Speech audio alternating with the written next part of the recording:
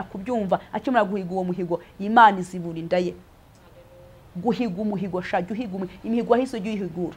Nuhiga umuhigo wo gusura abarwayi uzabasura, nuhiga umuhigo wo gufasha abantu uzabafashe, ntuzacika intege. Nubwo muri no misi ya none bibaye ukundi, ariko icyo watangiye n'ukuri komeza ugisohoze. Imana yavuze ngo watangije umurimo mwiza muri mwebwe. Pawulo niko aravuga ngo yatangije umurimo mwiza muri twe, yarimo abwira abafilipi yatangije umurimo mwiza muri mwebwe izanawusohoza.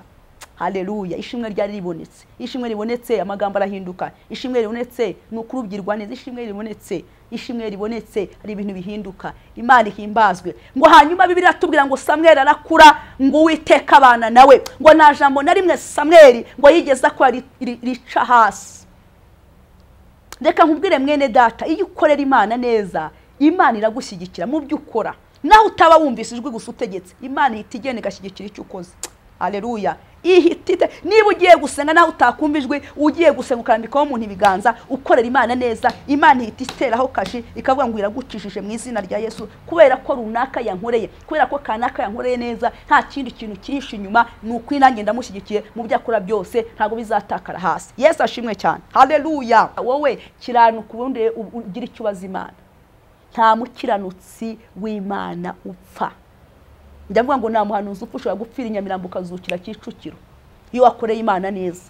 Hari igihe bajya babona akabona uri mu buzima ugiye gupfa, ariko ntabwo muhanuzi upfa. Umuhanuzi ahanuye neza ntabwo apfa. Umukozi w'Imana akoreye Imana neza ntabwo akorwa n'isoni.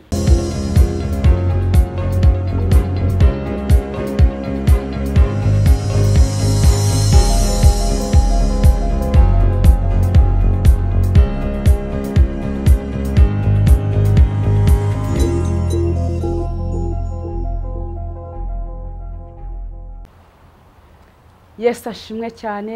Ndabashuje mu izina ry'Umwami wacu Yesu Kristo, izina rikomeye, izina rihambaye, izina rifite ubushobozi.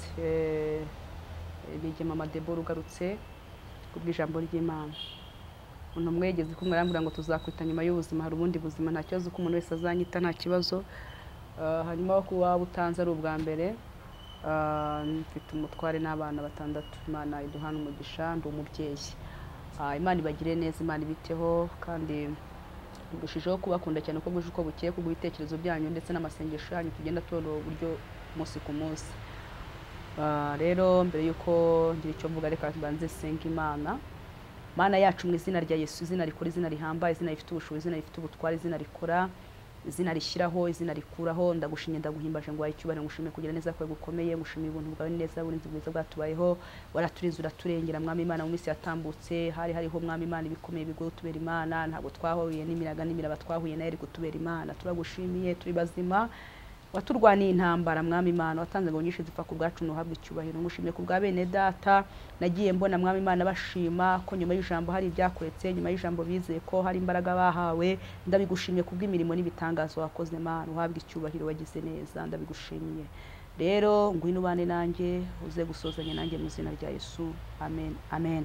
Imana ibahe umugisha, ibagirire neza. Nukuri ndabakunda kubw'ijambo ry'Imana, mwumva ku makomantere mugenda mwandika. Imana ibahe umugisha. Si ngombwa ko abantu bumva ibintu byose kimwe, buri wese komantere yakandika niko abo we ababyumva, kandi ntabwo warengagiza uko umuntu wese abyumva. Rero Imana ibahe umugisha, Imana ibiteho, Imana ibahaze kwifuza kwanyu, Imana ibakure ku cyavu, Imana ibahe iby'umutima wanyu ushaka, waba uri muri kino gihugu ndetse no hanze yacyo, ku isi yose aho uri, Uwiteka kwiteho. Rero tugiye kuganira ku ijambo ry'Imana, kumenywa n'Imana. Haleluya. Iyo wamenywe n'Imana ibintu bigenda neza. Iyo wamenywe n'Imana, haleluya, icyo ukoze cyose kiraguhira. Iyo wamenywe n'Imana, iyo ukomanze uhita ufungurirwa. Uzarebe ahantu nibakuza, ushobora kugenda gukomanga, umwana wo muri urwo rwego akona akavuga ni runaka, ni Mama Debora. Uhita ugenda, kuko ntabwo bakwishisha, ntibanza kukubaza. Ariko hari ukuntu iyo ugiye gukomangana batakuza ari bwa mbere, begeka bakakubwira ngo reka tubanze tubwire mami cyangwa se dadi abanza aza kurebe. Ariko kumenywa n'Imana, nshuti yanjye, ndakwifuriza kumenywa n'Imana muri bino ibihe n'ukuri tubonye ibintu biducanze. Nuko nanjye mu bintu mbona abantu, ibintu mbona, sinzi namwe niba mubibona, ngiye ibintu birancanze, ibintu biravangavanze, ibintu biburiwe igisubizo. Ariko reka nkubwire ngo igisubizo kirahari. Ibintu biteye ubwoba. ibintu biteye ubwoba. Umuntu wese araza ngo Imana Imana Imana, umuntu wese arakura mu bintu by'ubumana, umuntu arasambana akabivugamo Imana, umuntu ariba akabivugamo Imana, umuntu afite utuntu akabivugamo Imana, kumva umuntu yavuze ngo ngewe Imana izakwica, ngewe Imana, mbese ibintu ni ibintu abantu ugasanga umuntu ngo ngewe ngo nzasenga ngo njye imbere y'Imana. Ni ukuri Imana ni urukundo. Niba wewe wasengaga nabo ujya gusabira umuntu nabi, ni ukuri muri roho h'amakara. Niba ujya kuzirika mu misozi, numvise sinzi hano byaturutse, umuntu ajya kuzirika ngo mu misozi, ngo akajya kuzirika abantu, ni ukuri uribeshya rwose. Wikiyangiza, Imana itazakurakarira, wikiyangiza, ibyo ukora bitazakugaruka. Korera Imana, izaguha umugisha. Reka tuganire rero ku ijambo ry'Imana dusanga mu gitabo cya Samweli, ni ibice 19, ni ibice 3, umurongo wa 19 kugeza kwa 21. Havuga ngo Samweli arakura, Uwiteka abana nawe, ntiyakunda ko hagira ijambo na rimwe rya Samweli rigwa hasi. Nuko Abisirayeli bose uhereye Idani ukageza i Besheba bamenya ko Samweli yarundukiye mu buhanuzi bw'Uwiteka. Maze Uwiteka yongera kubonekera Ishiru, kuko yajyaga yiyereka Samweli n'ijambo rye Ishiru. Kandi ijambo rya Samweli rigera ku Bisirayeli bose. Mwakire ijambo ry'Imana. Dusomye ijambo ry'umugabo witwa Samweli. Samweli ni umukozi w'Imana. Samweli yabyawe n'umubyeyi witwa Hana. Amaze igihe kinini atabyara. Inkuru zose za Hana turazizi, ndetse n'utazizi uzasomwe Samweli wose, igitabo cyose ukirangize, ujye usoma Bibiliya, kuko biroroshye wasomye Bibiliya, biroroha kugira ngo wumve ijambo ry'Imana, biroroha kugira ngo umwuka w'Imana aze muri wowe uhite wumva ijambo ry'Imana. Hanyuma twebwe kubw'igihe tuba dufite tuvuga bikeya duca hejuru, ariko wowe umwuka w'Imana n'ijambo ry'Imana utunze rijye rigusobanurira by'ukuri, niryo rikugaburira iby'ukuri bitunga ubugingo. Hanyuma twe turagerageza. Hanyuma uyu mwana witwa Samweli, umuhungu w'Imana, umukozi w'Imana, yabyawe n'umubyeyi witwa Hana. Hana yashakanye n'umugabo witwa Orukana. Bamara igihe kinini batabyara, bamara igihe kirekire batabyara. Bibiliya tubwira ngo Orukana afite undi mugore, afite undi mugore witwaga Penina. Hanyuma Penina arabyara, akabyara ngo buri munsi rwose arabyara, agira ku rwego abyara rwose abana bahungu n'abakobwa. Ariko biratubwira ngo Hana ngo ntabwo yari yarabyaye ngo n'umwana n'umwe, ngo Imana yari yarazibye inda ye. Imana yari yabigizemo uruhare kugira ngo atabyara. Ariko umubyeyi witwa Hana aba umukozi w'Imana nakunze, abana n'Imana, agira ku rwego ashotora Imana, agira ku rwego ayisakuriza, agira ku rwego ayikomangira, agira ku rwego Imana igeze igihe itanze umwana Samweli. Ibi iratubwira ngo Hana ajya kubona Samweli. Hana yazindutse mu gitondo butaracya ajya gusenga. Ishiru hari urusengero nkuko nawe ugira urusengero, ngo hari ahantu bajyaga gutambira ibitambo, igihe cyose cyo gutamba ibitambo kigeze bakagishira. Ni ukuri ngo Rukana agaha imigabane myinshi rwose Hana, akaruta na Penina ubyara. Yakundaga rwose umugabo yakundaga umugore we. Ariko Hana ntabwo yari anezerewe. Birashaka ko nawe hari igituma utanezerewe. Ushobora kubona ibintu byose ariko akaburamo n'ikintu na kimwe cyatuma unezerwa. Ariko turashima Imana icyo cyose Imana izi gitumye utanezerwa. Imana irakizi, ifite igihe cyacyo, ifite itangira ikagira n'igihe cyacyo n'iherezo. Buri kintu cyose kigira itangira kikamenya n'iherezo. Hanyuma ngo arangije ngo arazinduka. Hana aramaramaza, arazinduka. Izo nkuru narazikunze. Ngo ajya gusenga Ishiru, aravuga ati nubwo atari umunsi wo gutamba igitambo, nubwo atari umunsi wo gusenga, ariko ngewe ndamaramaje. Imana ishimwe. Ndashimira abantu n'ukuremo bamaramaza bagatindana n'Imana, bakamenywa n'Imana. Ntabwo uzamenywa n'Imana usinda usambana, uzamenywa n'Imana kuko wasenze. Nawe ntabwo izagutererana. Hanyuma ngo igihe kiragera, ngo Imana iri mu gihugu cyo mu ijuru irahirira, iravuga ngo ni ukuri nguhaye umwana. Ngo akimara kujya gusenga, ngo asanga y'umutambyi witwa Eli yarageze mu gihe cya bukuru atakibona. Ngo arangije n'ukuri amuga atari kwa mugoro uzageze n'isindwe ryawe. Ntabwo yari yasinze. Hana ngo yarageze mu gihe biri tubwira ngo yarageze igihe cyo kunyeganyeza iminwa. Nawe hari igihe ugezemo cyo kunyeganyeza iminwa. Yenda ubwo bukene sinzi igitumye unyeganyeza iminwa, ariko icyo kirahari. Komeza unyeganyeza utavuga komeza unyeganyeza utavuga usenga. Imana ije kugusubiza. Ndagira ngo nkubwire ngo ntawaje imbere y'Imana ngo atatayibonye. Nuhumure, watindana n'abantu iminota 30 ugakomereka imyaka 3, ariko watindana n'Imana imyaka 30, Imana ikaguha agaciro k'igihe cyose. Hanyuma arangije umutambyi witwa Ngira ngo Imana umwuka w'Imana waramanutse mukura ku maso, aramubwira ngo nukuri ugende, Uwiteka guhita umutima wawe ushaka. Hanyuma Hana Imana iramwumvira irebye ukuntu yatindanye, irebye ukuntu yamenywe nayo, yagisenze akayubaha. Imana iramumenya, imaze kumumenya imuha umwana, abyaye amwita Samweli. Imana ihimbazwe. Ngo igihe kiragera abwira umuhigo, ariko abwira Imana ngo Mana, nuramuka umpaye umwana nzamuguha abe mu iminsi yose, azaba mu nzu iminsi yose, azagukorera, nzamuguha, nta kindi nzamukoresha, azaba mu nzu yawe, azakoropa kubure, akore buri kintu cyose. Haleluya, yakire, mbese azakora mu nzu yawe, nta kindi azakora. Ni ukuri Imana ikimana kubyumva, akimana guhiga uwo muhigo, Imana izibura inda ye. Guhiga umuhigo, shajya uhiga imihigo ahise ujye uyihigura.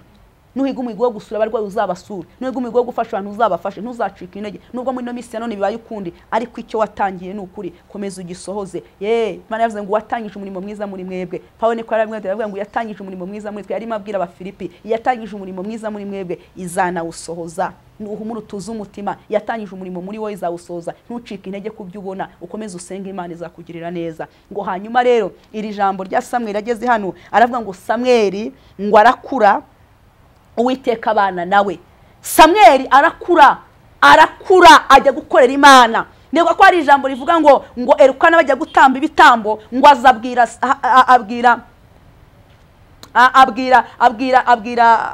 Hana, amubwira ngo ngwino tujye gutamba, amubwira ngo ntabwo ndi bugiye umunsi gusenga, ndashaka ko umwana acuka, ndashaka ko nzasura mu rusengero umwana yakuze, muhimani ajya aba mu nzu y'Imana iminsi yose. Ngo umugara amubwira ngo nukuri nta kibazo, Uwiteka bagirire neza.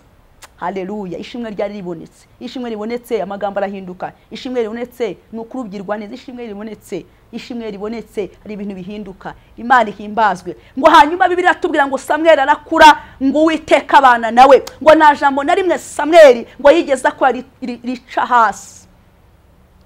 Reka nkubwire mwene data, iyo ukorera Imana neza, Imana iragushyigikira mu byo ukora. Naho utaba wumvise ijwi gusa utegetse, Imana itigene gashyigikira icyo ukoze. Haleluya. Ihitite niba ugiye gusenga naho utakumva ijwi, ugiye gusenga ukambikaho umuntu ibiganza, ukorera Imana neza, Imana ihita iteraho kashi ikavuga ngo iragukishije mu izina rya Yesu, kubera ko runaka yankoreye, kubera ko kanaka yankoreye neza, nta kindi kintu kihishe inyuma. Nuko inange ndamushyigikiye mu byo akora byose, ntago bizatakara hasi. Yesu ashimwe cyane. Haleluya. Samweli akorera Imana kandi akorera Imana neza, babana n'Imana neza ku rwego yavuze ati nukuri Samweli, ndagusezeranya ko ibyo uzakora byose, nusengera abarwayi nzahita mbakiza, nusengera impumyi zizahumuka, nuhanura nzahita mbisohoza, nzahita mbyihutisha. Kuko hari amasezerano ari ubuhanuzi butihuta, ariko hari n'ubuhanuzi bwihuta. Ndabihamya ko ari ubuhanuzi, hari umuntu umananye ubuhanuzi imyaka 15, hari n'ubuhanuzi uhanurirwa umunsi umwe ukabanurwa mu gitondo nimugoroba ugasohoza. Ibyo byose birashoboka. Haleluya. Ngo Uwiteka abana na Samweli, Uwiteka kugira ngo abane na Samweli, niko Samweli yakoze iby'Imana ishaka, yubaha Imana. Haleluya. Akorera Imana neza. Imana igera ku rwego ishyigikira Samweli, iravuga ngo ibintu byose uzakora, ijambo uzavuga ntabwo rizatakara hasi. Iyo ukorera Imana neza, Imana iragushyigikira. Iyo ukorera Imana neza, abantu barihana, umusaruro ukagaragara. Iyo ukorera Imana neza, usengera abarwayi bagakira. Iyo ukorera Imana neza, ahatari inzira uca inzira. Haleluya. Urategeka ibintu bikemera. Usengera utari muri kino gihugu agakira, uri muri Amerika, uri muri Canada agakira. Imana ikagenda igashyigikira ijambo uvuze, igashyigikira isengesho usenze, Imana igakora imirimo. Usengera utabyara akabyara, kuko turi ambasaderi b'Imana hano ku isi. Kandi umwambasaderi agomba guhagararira igihugu neza cye mu gihugu bamutumyemo. Ajya nkubwire mukozi Imana utimera nta wundi uzakwemera. Iyemere muri Yesu, wiyemera n'Imana. Ntabwo tukwiye ngo yemere kuko ari ibindi butunzi ubonye, ubutunzi bujya bushira, bukene bujya burangira, ubukire bugashira. Ibyo byose mu buzima birashoboka. Nta munzani utabaho, munzani wose wagupima kandi ukagufata, ukawuvaho wujuje ibiro.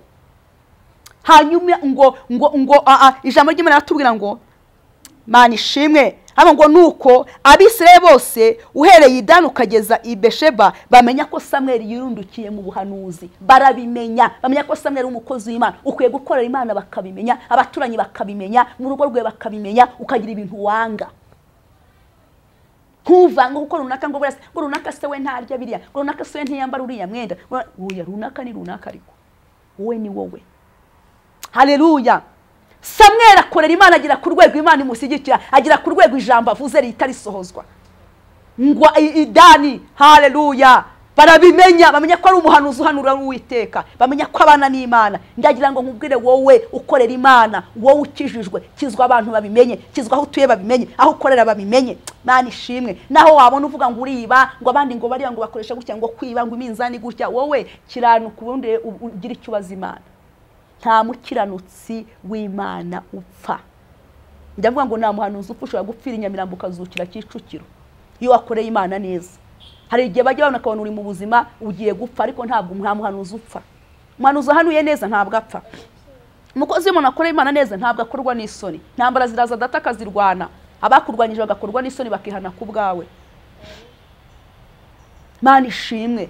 Aravuga Samweli, avuga ngo nta jambo ryanjye na rimwe Samweli wavuze ntazashigikira. Iyo wakoreye Imana neza abantu barihana, imbuto zawe, umusaruro ukagaragara, imirimo n'ibitangaza bigakoreka. Mu mpande eshanu Imana ikagushigikira, ntakurwanirira, ukaba intumwa n'umuhanuzi, ugahanura bigasohoza, pana gupirata, pana kuvuga ngo ngengo reka mpanure, ngo nigana abandi guhanura. Oya, ariko surigana abandi kubera iki? Wewe wariwe niba uzi kuririmba aririmba, niba uzi gusenga senga. Buri muntu wese afite impano Imana yamuhaye, kandi Imana ifite inzira zirenze igihumbi izacishamo kugira ngo ubeho. Ubundi kukurema ntawe wayikugishije inama, yakuremye ibishaka.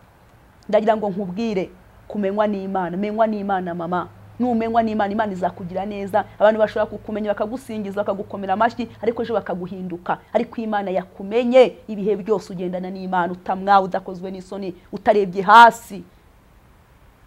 Kuko muri no misi abantu barahemuka bakareba hasi. Kumenywa n'Imana, menywa n'Imana hutuye, menywa n'Imana mu kazi kawe. Imana ni kumenya bazakugambana, kuko Imana ikuzi bizafata ubusa. Imana ni kumenya abazakugambana ngo bakwice ntago bazakugambanira. Imana ni kumenya. Yesu ashimwe, haleluya. Buri kintu cyose kizakoreka. Ngo bigera ku rwego 21 ngo maze Uwiteka yongera kubonekera Ishiru, kuko yajyaga yiyereka Samweli n'ijambo rye Shiru, kandi ijambo rya Samweli rigera ku Bisirayeli bose. Iyo wakoreye Imana ahantu hose ibyo ukoze byose, Imana iragushyigikira. Usengera muri Canada agakira, usengera hirya no hino agakira. Ndagira ngo nkubwire ngo nta jambo na rimwe Imana ivuga ngo rihere. Wowe urimo ukorera Imana neza, komeza ukorere Imana neza, ntucogozwe. Haleluya. Imana ni inyamaboko maremare, Imana ishoboye byose. Muri Imbya 40 ngo nkunda kumva makuru y'umurwa, uri kura hatagera ibyago, kandi umucyo n'umwana w'intama, umunsi umwe nzawinjiramo. Haleluya, niko mvuza impundu, haleluya, nzinjira mu murwa, haleluya, ndi hafi kujyayo, umunsi umwe nzawinjiramo. Haleluya. Yari yuzuye umwuka wera, haba ngo nkunda kumva amakuru yo mu murwa, nkunda kumva amakuru ambwira ngo komeza urugendo, nkunda kumva ambwira amakuru ngo nubwo ufite intambara komeza nzazirwana. Imana ishimwe. Ndakwifuriza kumva amakuru yo mu ijuru, ndakwifuriza kumenywa n'Imana. Abantu bagira ubucabiranya bagashaka kumenywa n'abantu, wikumenywe n'abantu. Abantu nta kintu bakumarira. Warwaye kanseri ntacyo bakumarira, ariko yuzwi n'Imana Satani apanga imipango, Imana ikayipangura. Satani agateza impanuka, Imana ikoreza marayika akahagarara ugatambuka. Bakagambana ari batanu, akavamo umwe akakubwira ati buriya turi hariya twakoze inama gutya na gutya. Kubera ko Imana irakuzi. Haranira kumenywa n'Imana. Mwene data unteza amatwi, haranira kumenywa n'Imana. Iyi Imana yakumenye irakurwanirira. Haleluya. Ntabwo ukorwa n'isoni. Mu kimbo cyo gukorwa n'isoni iguha icyubahiro. Haleluya. Mu kimbo cy'umubabaro iguha ibyishimo. Imana ishimwe kandi habwe icyubahiro. Ndakwifuza kumenywa n'Imana. Samweli yageze ku rwego Imana imumenya. Samweli agira ku rwego ahanura abantu barabimenya. Wowe bakumenyeho iki? Turimo turakuzi ku magambo gusa. Turakuzi kumenya inkuru zacitse, tukuzi wiki. Tukuzi kuvuza induru, tukuzi wiki. Tukuzi kwiyemera, tukuzi abandi bakuzi wiki.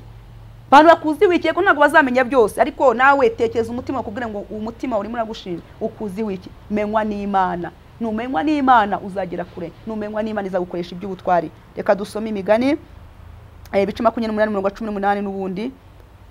Haba ngo ugenda atunganye azakizwa, ariko ugoreka inzira ze azagwa bimutunguye. Ugenda atunganya azakizwa, ariko ugoreka inzira ze azagwa bimutunguye. Ugenda atunganye azakizwa, umukiranutsi azagira hose imiryango izafunguka, umukiranutsi azagira hose icyubahiro kizaza, azakibona, kuko mu kuboko kw'Imana harimo icyubahiro, mu kundi kuboko kw'Imana harimo ubukire no kurama. Haleluya. Dufite Imana ikomeye, dufite Imana igira neza, dufite Imana ishoboye byose. Ariko ugoreka inzira ze azagwa bimutunguye, bizagutungura. Uzatungurwa n'ibyo ukora ubibonye utitekereza, uzatungurwa naho wisanze utarutekereje ko wahisanga, uzatungurwa naho usanze akwari ukwiye ko byagenda atari ko bikwiye kugenda. Uzatungurwa wo koreka inzira uzigoreka, ariko kizwa neza Imana ikumenye, ikumenye niba uri umukozi w'Imana, ko kumenyekane ko uri umukozi w'Imana. Ukizwa hihereye naho itiherereye, ukizwa utari ukwiye gukizwa. Ubundi ni gukizwa no gukizwa utari ukwiye gukizwa, ni ugukizwa muri ubwo businzi warazinywaga, ni ukureka izo nzoga warazinywaga, ni ukureka abagore barasambanaga guhera kuwa mbere kugeza ku cyumweru ukabari kukamaramaza, ni ukureka gushakisha ibyo wabona bigufitiye inyungu nyinshi cyane kugira ngo ubishyiramo amanyanga, ni ukubireka. Niko gukizwa. Dukeneye kugomba gukizwa. Kizwa mwene data, Imana izakugirira neza. Samweli yirundukira mu buhanuzi, Samweli akorera Imana yiha agaciro, aravuga ati ni ukuri numvise amateka, mama yantwise, ni ukuri mama ashobora kwera. Ntegeza ko Samweli yarundukiye mu Mana, nyina yari yaramuhaye amateka kugira ngo amubone, aravuga ati nanjye ngiye gukorera Imana neza. Imana iramushyigikira. Kumenywa n'Imana, menywa n'Imana mwene data, aho uri menywa n'Imana, muri ako kazi menywa n'Imana, muri ubwo bukene bwawe reka Imana ikumenye, muri izo ntambara zawe reka Imana ikumenye.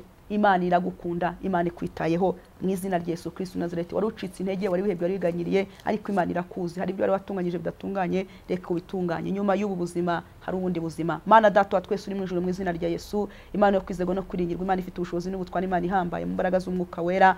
Mana dusabye imbaraga zo kugukorera mwami Imana.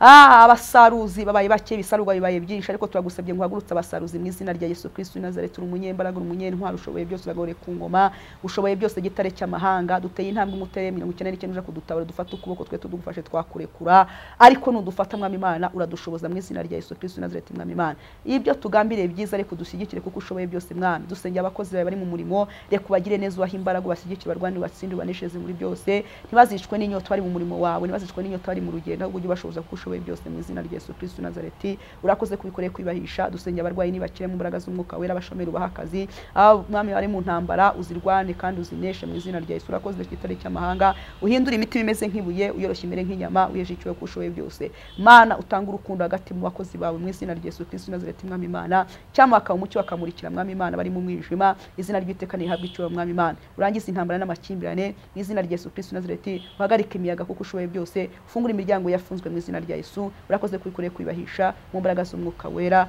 Amen, amen, amen. Imana yaho umugisha, Imana ibiteho, ndabakunda mu izina rya Yesu. Unkeneye wampamagara kuri 078378 401. Yesu abiteho cyane. Shalom, shalom, naho ubutaha.